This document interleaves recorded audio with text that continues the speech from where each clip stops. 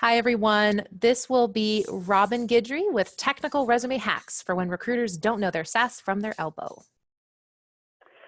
Welcome, everyone. I'd love to thank the New England Regional Developers Summit for inviting me to speak about how you can write a resume that both recruiters and hiring managers will understand and appreciate.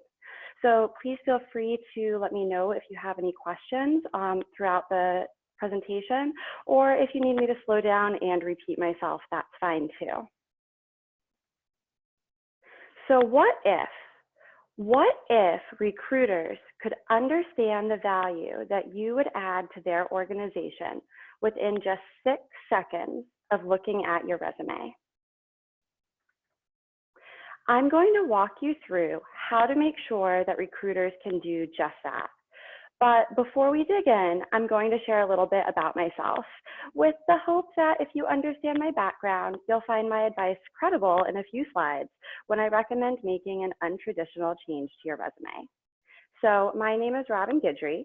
I've reviewed over 15,000 resumes in the last 7 years. And I'm currently the manager of talent acquisition for R&D at Acquia, which means that I recruit technical project managers, software engineers, product and UX people, and that I coach others on how to do the same. I've also worked in talent acquisition at 2 other tech companies, EMC and Nisuni, which is an infrastructure as a service startup in the Seaport.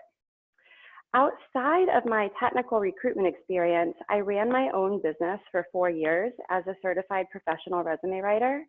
While doing that, I had the privilege of writing resumes for C-level technology executives, doctors and researchers, and published STEM authors. So now that you know that my combined experience in resume writing and industry-related talent acquisition and recruitment makes me well suited to advise you on this topic, let's get busy talking about your future. To start, let's talk about the roles and missions of a resume. They're really not what you think. And you notice that right off the bat because land a job is not on this list that you see. Instead, we have that the roles and missions of a resume are to build a hiring manager's confidence that you'll make their organization much more money than it takes to find, recruit, and retain someone else for the role, to be a template for outstanding interviews by enticing interviewers to ask questions that both of you want to discuss, and to be a lever to negotiate salary, bonuses, benefits, and perks. So in other words, your resume is really a way to market yourself to employers. Now, I spent 7 years in marketing before I went back to school for human resources, so you'll notice that I carry a marketing-based approach to resume writing throughout this talk. Now, you really need to understand your audience before you can effectively write a resume for it. So let's get you thinking like a recruiter by familiarizing ourselves with which aspects of engineering resumes recruiters think are most often neglected by applicants. Thanks to SurveyMonkey and LinkedIn, I was able to ask this question of 100 Boston area tech recruiters over the last few months.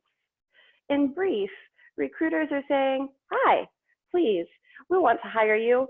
Describe the challenge, project, or cool thing that you did in layman's terms, and then reference which technologies, processes, procedures, or frameworks you use to accomplish that cool thing." Rinse, wash, and repeat for every job. So now that you're thinking like a recruiter, let's talk about the 80-20 rule when it comes to resume writing and your job search. When people talk about having a personal brand, the 20% is what they're talking about. Regardless of your industry or seniority, 80% of what you do is the same as other qualified applicants. The other 20% is unique to you. It's your personality, your drive, and your essence. The 80% is what recruiters and hiring managers expect, and the 20% is why they hire you. So resume is not just a task aimed at helping you take the next step in your career. It's a journey on which you get to discover your value and learn how to market and use the one thing that nobody can ever duplicate, which is you. So being able to communicate your true value will turn recruiters into advocates, hiring managers into fans, and the competition into dust. Do you remember back at the beginning of this when I asked you, what if? What if recruiters could understand the value that you would add to their organization within 6 seconds of looking at your resume? I picked 6 seconds for a very important reason. And it's important because an eye tracking study conducted by a job board called The Ladders revealed that recruiters spend an average of only 6 seconds looking at your resume before they decide whether or not to pass it along to the hiring manager. Now, in my experience, it's a little bit different in the tech industry. Here, it's more like recruiters spend 6 seconds looking at your resume before they decide whether or not to give it a deeper read. Regardless, you need to convey your value in 6 seconds. So, how do you do it? The answer is not as complicated as you might think. Start with a clean and simple header and value proposition. This is typically the piece of advice that people struggle with the most because it conflicts with the traditional idea of what a resume should look like. Most resume headers, right, contain your name, your email address, your phone number. That information tells me how to reach you, but it doesn't tell me who you are. And what I need to know as a recruiter is who you are. So remove your contact information, put it in the footer at the bottom of the page, and focus instead on concisely explaining who you are and what value you can provide the organization. And now the recruiter is hooked, right? You're pulling them in to read more. Take the example of Florence Ramirez. The job title in the upper right corner, that should not be your current job title. That should be the title of the role that you're applying to. That way the reader immediately envisions you in that role. Then we read Florence's value proposition. Former product manager turned UX designer, certified Scrum product owner with extensive experience planning, designing, delivering, and managing digital products. I like making things people like, and I help teams make things people like. I'm not happy unless I'm problem solving. And then she lists her favorite tools. Right away, I know who Florence is and what value she'll add to my company.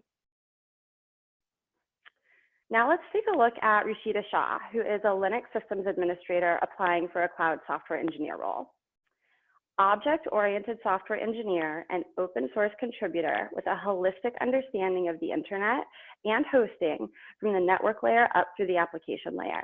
Extensive experience building well-designed systems that simplify and automate. I'm happiest debugging tough web service production issues and exploring cloud hosting architectures. And then she lists her fluencies. Make sure that you list your technical skills at the beginning of your resume instead of at the end where a lot of people put it. Recruiters use this like a map key as we read through your resume, and it's a lot easier for us to do that if it's at the beginning. You'll see Rashida also lists her GitHub account. I cannot stress enough how much value there is to including the link to your GitHub account and that you have activity in your GitHub account, please, so that hiring managers can review your work. The quality of your work and how you interact with others on that work will give hiring managers insights into your value in a way that a resume will never be able to. After your value proposition, tell us about the companies that you've worked for when you're getting into your skills and experience or your background and experience section, right? Oftentimes, recruiters are looking for people who have experience working in specific types of organizations. Big public companies, small private ones, startups, nonprofits, SaaS companies, you get the point. But if you don't tell us about the organizations that you've worked for, it can be difficult or sometimes time-consuming for us to look them up and find out about them. Of course, the good recruiters will do it anyway, but let's face it, not everyone is good at their job. So to recap, before we dive deeper into some of these steps, these are the 4 steps to turn the competition into dust in your job search with your resume. And you'll do that by making recruiters understand the value. Remember that you'll add to the organization within just 6 seconds of looking at your resume. So it's all about what's at the top, right? Use a clean and simple header and value proposition that recruiters can use like a map key as they read through your resume. use a clean and simple header and value proposition to convey your personal brand. And then include an easy to read skills section after that value proposition that recruiters can use like a map key, right? Then you'll tell us about the companies that you've worked for. And lastly, describe what you did and what problem it solved in layman's terms, referencing the technologies used. One important note on current job titles is if you have a current job title that does not accurately reflect what you're doing at work, make sure you use a job title on your resume that makes sense. And then just take the opportunity during the phone screen with the recruiter or the hiring manager to let them know that that's not your official job title, and they'll be fine with that. But if you put these 4 steps into action, you might come up with something like this. So we're back to Rashida Shah, who's already hooked us in with her header and value proposition. So as recruiters, we're happy to spend longer than 6 seconds reading more about her background. It looks like she works for Nameless Company, a leading independent e-commerce payment processor. She's worked on a configuration management project using Puppet and a database automation project using Ruby, all of which are requirements for the cloud software engineer role. And since she couldn't possibly list all of the technologies she's worked with if she's only highlighting her 2 most relevant projects, she listed the additional technologies she's used in this role underneath the projects. And now I'm excited to send Rashida's resume along to the hiring manager. In fact, I might even skip that step and go straight to scheduling a call with her. So I did this talk once before at a Women Who Code event, and at the end of it, I sent out a feedback form, and the #1 request was for more samples of value propositions. So by popular demand, I've put together 8 samples for you, each targeting a specific level or area of expertise. I recommend that you use these as inspiration for writing your own value proposition. So feel free to screenshot these examples or even quote directly from them on your resume if there's a phrase that really rings true to you. You'll notice that they all follow a similar pattern. So after we go through the examples, I'll give you a template that will help you get started to follow this pattern. If you're looking for an associate level role, you might try something like Future Associate Software Engineer at Acquia, adept at exceeding performance expectations to deliver quality projects on time and on budget, proven ability to maintain focus and cohesion in moments of high pressure, coding and music bring me joy. So even though you don't have a lot of experience at this level, you still need to confidently talk about ways that you'll add value to the company. Managers of entry-level employees are mostly concerned about how well they can keep it together in a corporate environment. So reassuring them that you understand their challenges and won't be adding to them will go a long way. Your value proposition is a great opportunity to show your passion about working at any company from your very first sentence, and it's a really easy way to customize your resume. Once you have some experience under your belt, your value prop might evolve into something like this. Self-taught Java programmer committed to code quality and application performance. Proven experience managing all stages of the software development lifecycle as a full stack developer.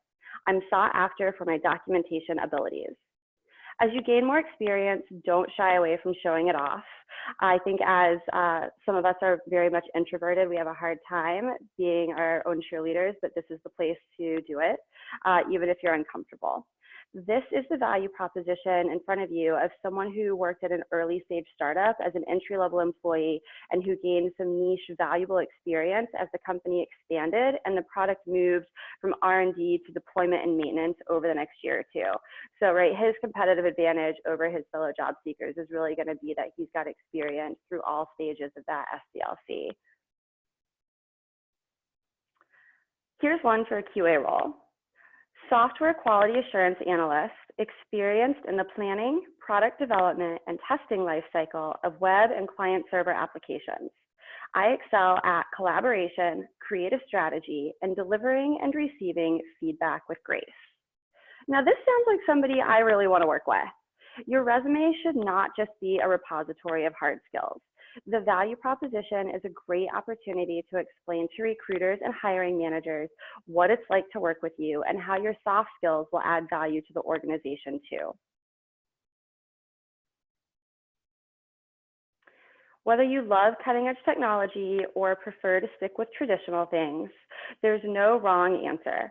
Advertise what you like and focus on finding roles that support your areas of interest. So the next one up is full stack developer with a love of new age JavaScript applications that utilize modern techniques to provide ease of development and end user speed and usability. Passionate about sharing experiences between mobile and web to create a consistent product for users on any platform. And if you're a senior site reliability engineer, it might read something like senior site reliability engineer with experience designing and implementing load balanced web systems using open source technologies, setting up and maintaining continuous integration build systems, and mentoring and reviewing the work of junior developers. People can add value to an organization in a lot of different ways. Managers and recruiters both love engineers who like to mentor and coach more junior teammates. So add this to your value prop if you have it as a skill that you enjoy doing. This value prop you can see speaks directly to that. Award-winning software developer whose first love was Java. Believer in creating beautiful software that provides a first-class user experience. People say I'm good at tailoring my message to my audience, be it technical or non-technical. So if you have won a relevant award, call it out in your value proposition. It will pull the reader in immediately, and it will also serve as a fun conversation topic during your interview. And people who can judge their audience and adjust their message accordingly are really highly sought after. So if you have that strength, make sure that you mention it early on. As a manager, your goals start to change a little bit, right? So hands-on software engineering leader with expertise in software quality and release management. Builder and enabler of high-performance distributed testing and release teams in Boston and Hyderabad with an emphasis on resource management, cross-functional team management, and continuous process improvement. Companies going through early to mid-stage growth often need people who have experience working on distributed agile teams. So if that's an area where you can add value, definitely consider including it. And at the VP or CIO level, you might present your value as something like this. Information services and technology pioneer with a proven reputation for transformations, turnarounds, trailblazing, and rapidly steering organizations to increased competitive advantage, a stronger bottom line, and shareholder gains by leveraging innovation to maximize performance and quality. So this is the value prop of a CIO or a VP who goes from company after company and over 1 to 2 years turns around their organization from an underperforming organization into one that makes the company positioned to IPO or to be acquired or to be purchased, right? As you can see, you can add significant value to a company at any level, entry level to VP and beyond. So I was going to say when you go home, but we're doing this virtually. So since you're at home, I'm sure you're all going to run off and write your value propositions as soon as this is over. And when you do sit down to write your value proposition, start by asking yourself one question. What makes me an indispensable asset to the company that I'm applying at? And really sit with that question and think about it for a little while. Write your answer down before you start crafting your value proposition. And your answer might be just one thing, or it might be several things. There's really no perfect number. But once you've written your answer down, you can proceed with drafting your value proposition. And this is the template that started out all of the examples that you've seen so far during this presentation. So feel free to use this to generate your first draft. Your value proposition is the foundation of your personal brand, right? So it's important to spend some time on it and update it from time to time as your skills, knowledge, and abilities evolve. I try to update mine every 3 to 6 months, for example. I'll give you a moment to take a screenshot of this if you like, or you can email me afterwards and I'll send it to you. I'll also share my slides so that they can attach it to this for you. Try filling this template out and iterating on it over the course of 3 or 4 days if you're feeling stuck. Or you can always try filling in the blanks with verbiage from the job description that you feel accurately reflects your skills or experience. Yes, I will definitely share the slides. Sorry, just checking out the comments there. So in a different survey that I conducted, I asked 100 recruiters their thoughts on the power of an accomplishments-based resume. 86% of them feel like quantifiable accomplishments using details of an applicant's contributions to company profitability, problem solving, or productivity should always be included in a resume. But lots of people have a really hard time identifying their accomplishments. And I feel like that's especially true if you've been in a role for a very short period of time, because your projects might not have come to fruition yet, so you might not have results. Or if you've been at a job for a really long period of time. I've had resume clients who were in their roles for 18 years, right? It's really hard to remember or figure out what your most impactful accomplishments were when you're like that. So let's talk about where you can find your accomplishments. The most obvious answer is in your performance appraisals, and it's the spot that I recommend you go first. Second is that you should be keeping a career management file. So what is a career management file? I'm sure you've heard this before at some point in your life, probably when you were in college from your career services department. But every time you secretly do like a happy dance at work because you contributed to or caused something to happen that was amazing, you should make a note of it. You can keep a list in a notebook or a Word or a Google Doc, or you can keep a jar on your desk, write it on a sticky note and throw the sticky note in the jar. When it's time for you to update things, just dump it out. It's really fun when you're having a bad day too, to remember how great you are. Like I said, the longer you stay at a company, the more difficult it can be to remember your measurable results. So this is why it's so important to update your career management file every quarter at a minimum. And things that you should keep in there include notes from your meetings with your supervisor where you discuss what is expected of you and how you would be measured against those expectations. And then any follow-up notes that verify that you met or exceeded those expectations. And that's really important, especially if you work at a company that does not do performance appraisals, right? Now it's up for you to track it. Keep company handouts of information that's relevant to your role. Of course, be sure to keep proprietary information confidential, but any examples that you have and can share of work that you've produced would be really fantastic. Take a look through your job description. Now, your resume should under no means read like your job description, but reading your job description might help trigger some memories of big accomplishments or big impacts that you've had and forgotten about. And then any memos that document your contribution. And lastly, any thank you notes that you got or even quick thank you emails. Those are usually my favorite because they're the most heartfelt and the most realistic of the situation. It's not like, thank you for increasing our sales by 3.2%.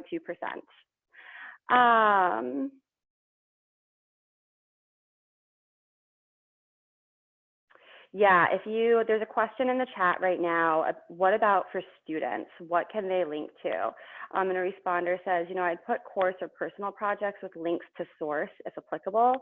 That's true, definitely. If it's something that you can link to on a website, absolutely do. If it's something that you can upload as a PDF, you could upload it as a supporting document in your application, or you can upload a supporting document that's just kind of a list of your projects for them to look at. But your resume should not just be a simple list of your projects. Most 18-page resumes I get are just a list of projects, and that's really difficult to digest from a reading standpoint.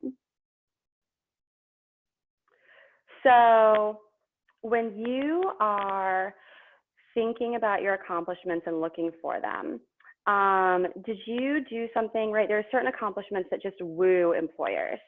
So did you do something that made the company money, saved the company money, saved time, made work easier, solved a specific problem, made the company more competitive, built relationships or improved the company image with internal or external customers, vendors, or the public, expanded business, attracted new customers, or retained existing customers.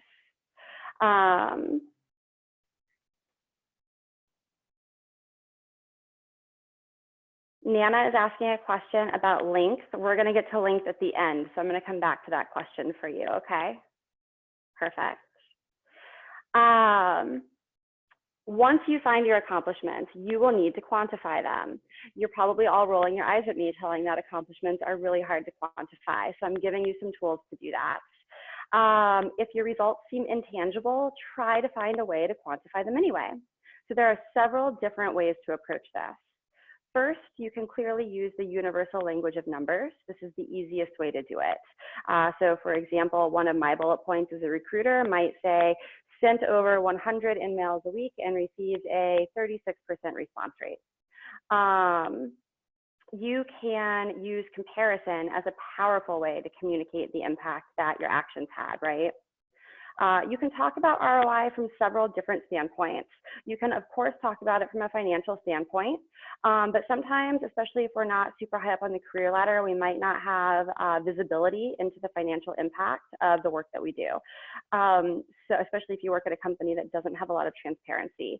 So you can also talk about ROI on time, right? Talk about how quickly you delivered the results, especially if you exceeded the expectations of the timeline.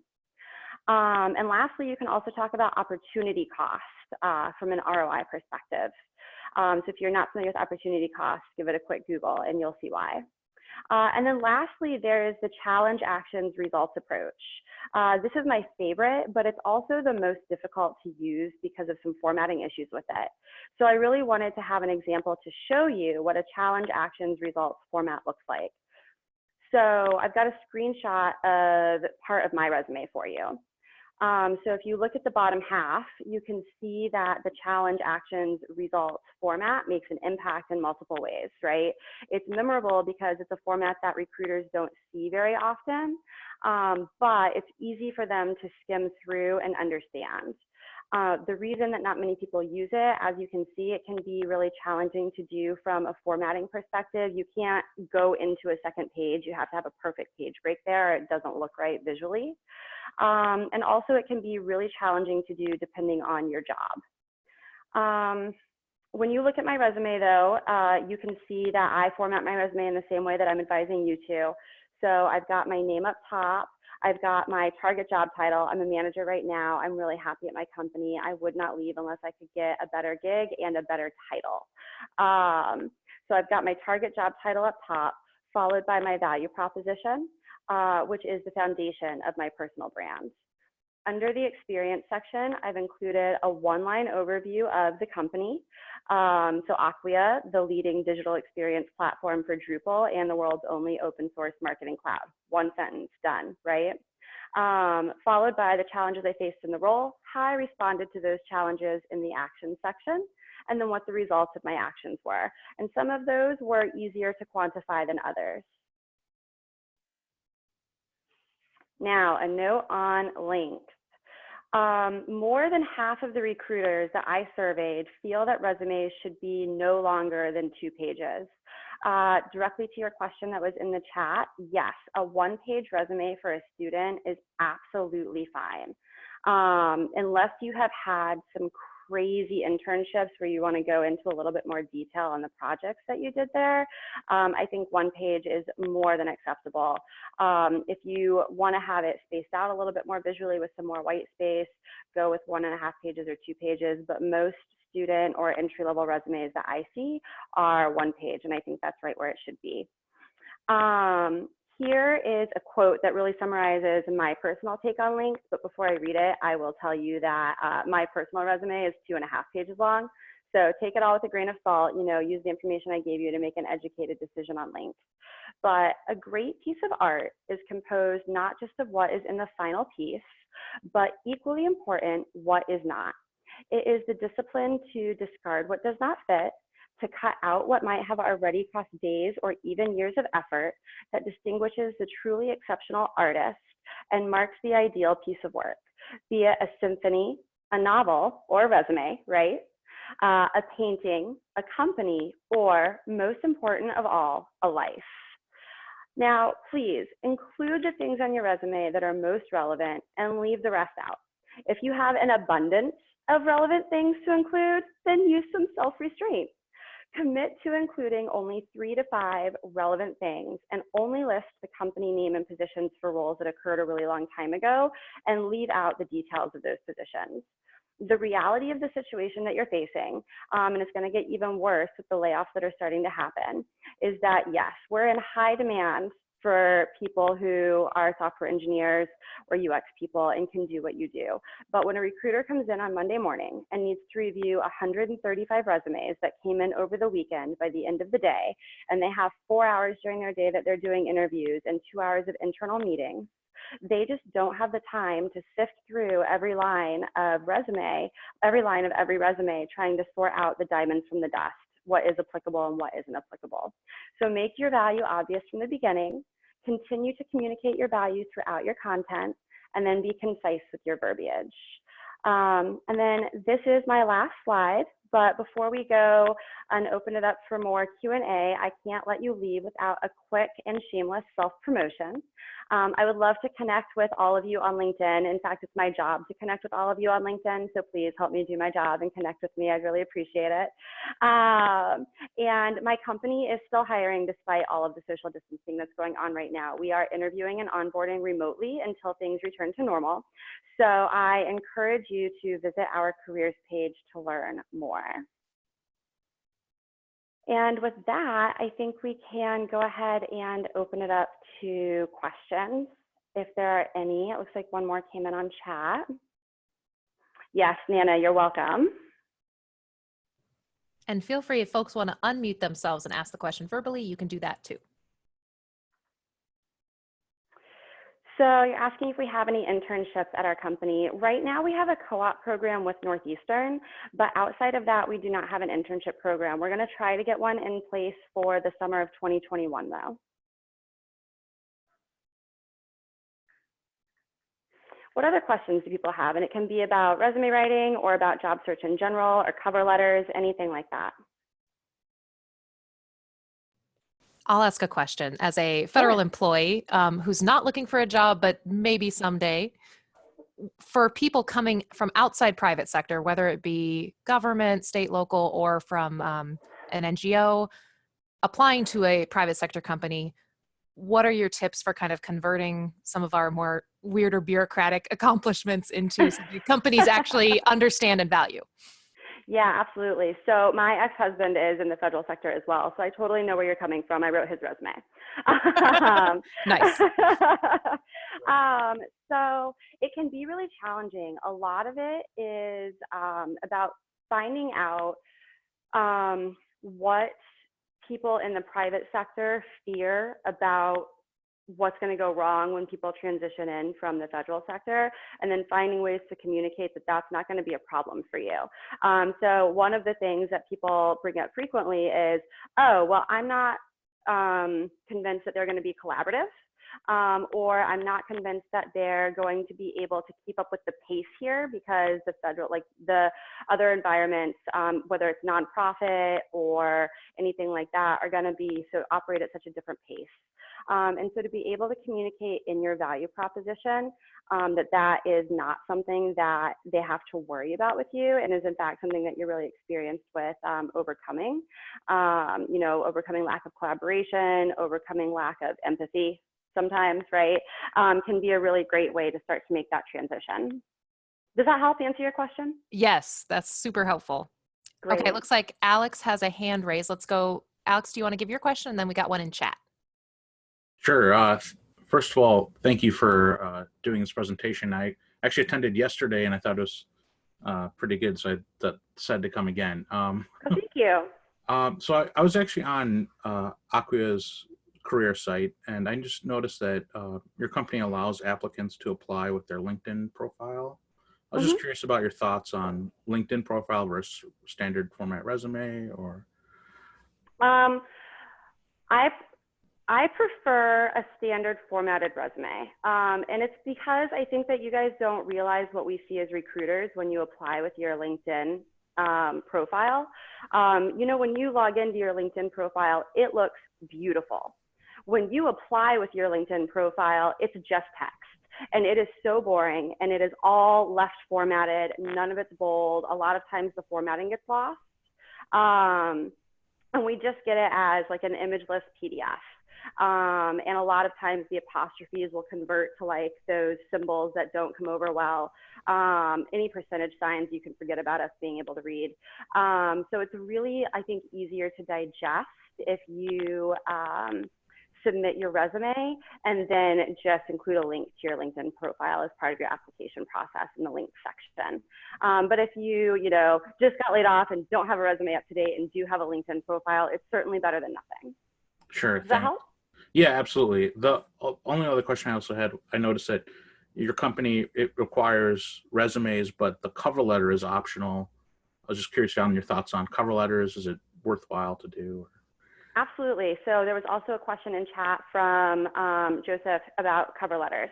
So in that survey that I did of 100 Boston area recruiters, they were not all tech recruiters, but they were 100 Boston area recruiters. One of the questions that I asked them was about how often they read cover letters. And in general, a third of them said they always read cover letters.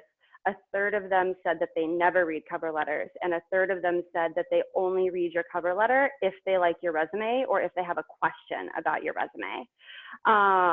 So with the potential 2/3 of people reading a cover letter, I would say that it's always a good idea to write one if it's a good one. But if you're just using a form cover letter, it's not going to be that great, and nobody's going to not hire you because you didn't include a cover letter unless they specifically say in the job description that a cover letter is required to be considered. Does that help? Yes, absolutely. Thank you so much. Yes, absolutely. Are there any other hands raised? I can't see. Otherwise, we have another question. No hands raised. So, yep, Great. go to the chat. So there's a question from Brian on chat. Thoughts on how to best convey skill proficiency on a resume? Excellent question, especially if you are more entry level. Sometimes though also if you're more senior level and you're learning newer technologies, right? So in that skills section that we talked about at the beginning that recruiters use like a map key, you can certainly reformat that to say fluent, mid-level proficiency and learning, and just make sure that you have everything listed out in a logical way, right? So don't mix up your languages and frameworks and things like that. Because as recruiters, we just barely have a grasp on those sometimes, and it can be easy to confuse people. Keep in mind, everybody's had their first day as a software engineering recruiter or a technical recruiter and are still learning the differences between all of that. They might even still not know the difference between Java and JavaScript. So always keep those things in mind. You don't want to insult your audience by writing it down too much for them, but everybody's also had their first day. So does that help you answer that question, Brian? Yep, it does. Thank you. Mm-hmm. Absolutely. Are there any other questions?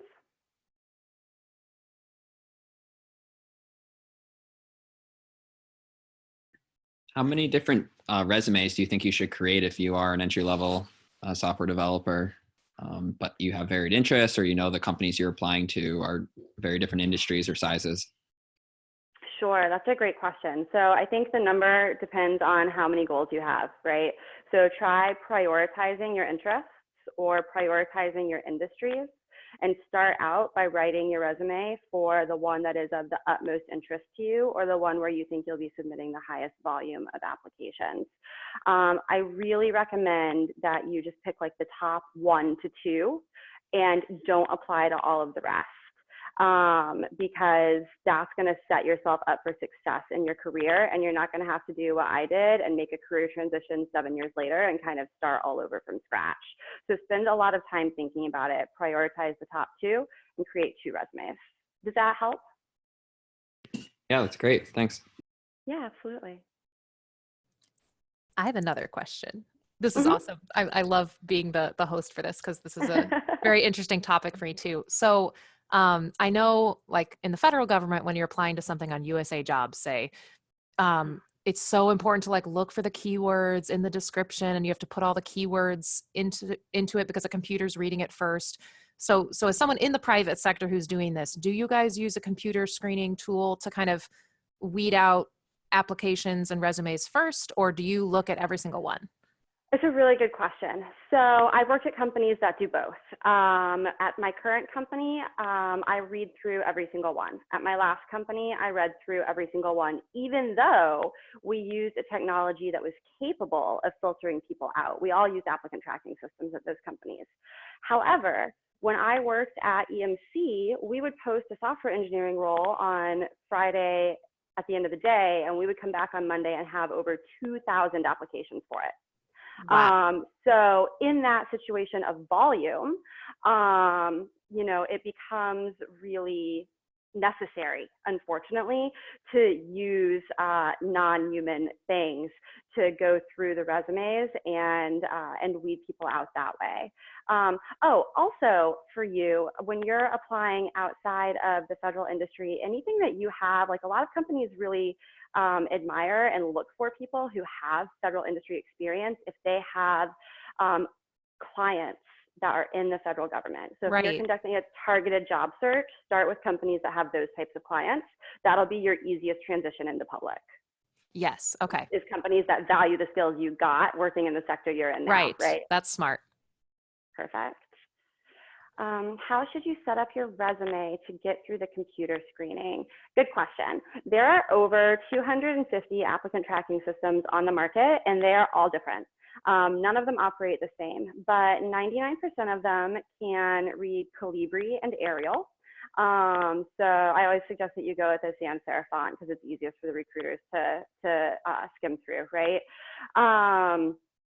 Always use black font. Some people will like put their company name in, like Acquia is always a blue logo, right? So some people would put Acquia in blue, or like I used to work at BJ's, their color was red, put that in red. Don't do that. Some applicant tracking systems cannot read color. And if you have one of those resumes that has graphs and charts and things on it, I think that that's great to submit as a supporting document, but oftentimes resumes can't read, or applicant tracking systems can't read things that are shoved inside text boxes or graphs that display visually and things like that. So I recommend that you submit it as a PDF document, because that's the only type of document that reads the same on a Mac, on a PC, or like I have a very flexible schedule. I have some medical issues, so I spend a lot of times at the doctor's office. So I'll be reviewing resumes on my phone, right? While I'm in the waiting room, it shows up the same on my phone, on a tablet. It doesn't matter what we're looking on it at. But if you send me a resume in a Word doc and I've got a Mac, you might be out of luck, right? So. What if your GitHub is sparse because you work at a company with privately hosted repositories, not on GitHub?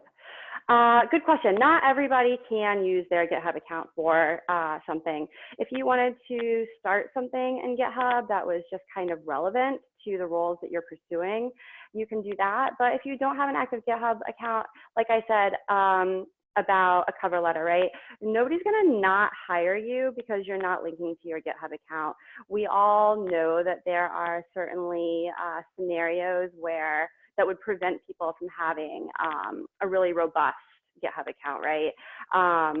So if you are a cover letter writer, you might want to mention why you don't have a GitHub account listed there, but kind of say that you're happy to talk through projects with them during a phone conversation, and ask them what a good date and time would be to set that up. I'm a big fan of the hard close, so don't forget to end your cover letters with a prompt for them to schedule a call with you. Great. I think we're right on time. Do we need to stop? We are the last session of the day, so we can keep going a little bit if folks still have questions. Okay, great. Thoughts on one column versus two column templates? One column, strong feeling, very strong feelings on that. One column templates. Two column templates are incredibly difficult to read. So that's my strong opinion on that. That being said, you're never going to write a resume that 100% of people like who read it, right? So if you have found some really creative format to display your information in two columns, I suppose you could split test it with a one column format, but I do strongly recommend a one column format. Nan asks how we can contact you. So I live on LinkedIn. You can find me on LinkedIn, Robin Guidry. It was on the last slide. You can also email me. It's robin.guidry@acquia.com. And when I share the slides, I'll make sure to leave that last slide on there so that you've got my LinkedIn contact information on there. But honestly, even people at my company will message me on LinkedIn because they know I answer LinkedIn faster than I answer email. So perfect. Anything else that I can answer before we wrap it up? Thank you so much. This was super, super great. Thank you very much. It was really a pleasure. Thank you for attending, everyone. Thank you.